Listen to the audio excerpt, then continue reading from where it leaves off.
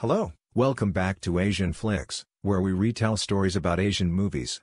If you like this story, please like and subscribe to this channel. Disclaimer, spoiler alert. The movie begins with a statement. 神様、僕の人生は退屈です。前、何のために生きてる？ After that, a creepy Japanese doll named Daruma-san shows up in the classroom and start chanting, Daruma-san has come. If you move when he's facing you, your blood will solidify and turn into marbles then die. Some guys try to run away, but the door is locked and end up exploding. That's when Sadake notices that there's a red button on Daruma-san's back that can stop the game. But they only have 1 minute to press it, or they'll all die. So, they take a chance and try to reach the doll, but everyone explodes.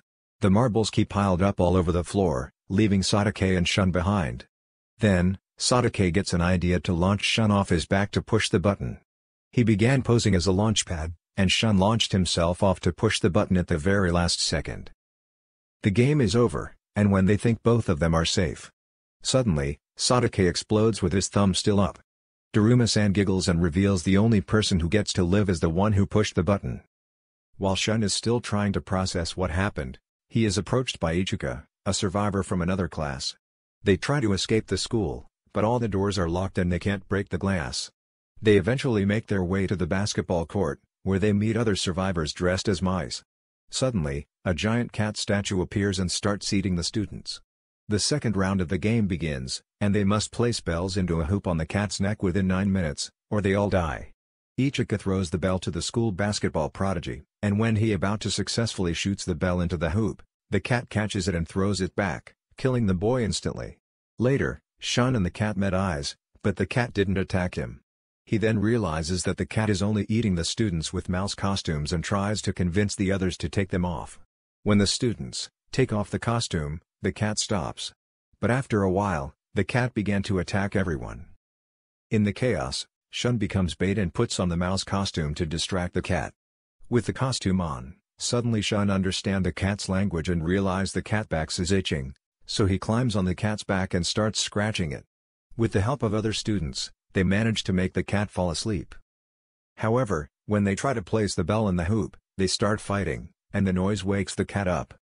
Shun and Ichika wrap the basketball and bell in their clothes to distract the cat, and they manage to deceive it. Shun throws the real bell into the hoop but it bounces off the rim. Luckily a curly-hair student jumps off and dunks it in. The surviving students of the cat game are Ayama, Shun, and Ichika. White smoke comes out of the cat's mouth. Later a newscaster announces that the same event is happening to high school students around the world.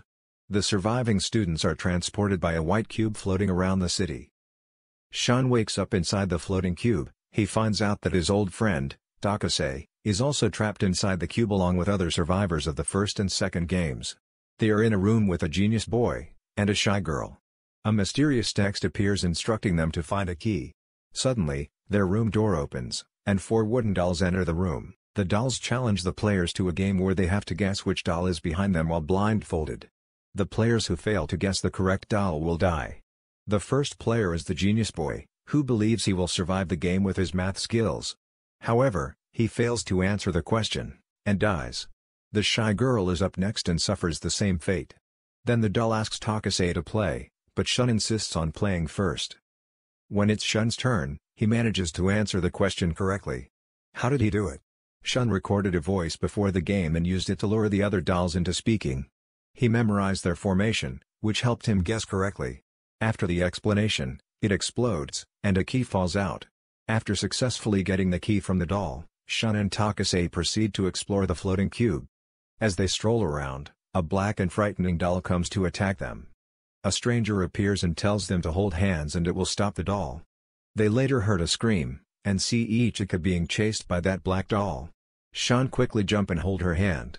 They manage to escape, and encountered a big doll with 7 keyholes. They meet the other survivors, and count their keys, realizing that they're missing 3. Ayama appears with 3 keys and a near-death boy.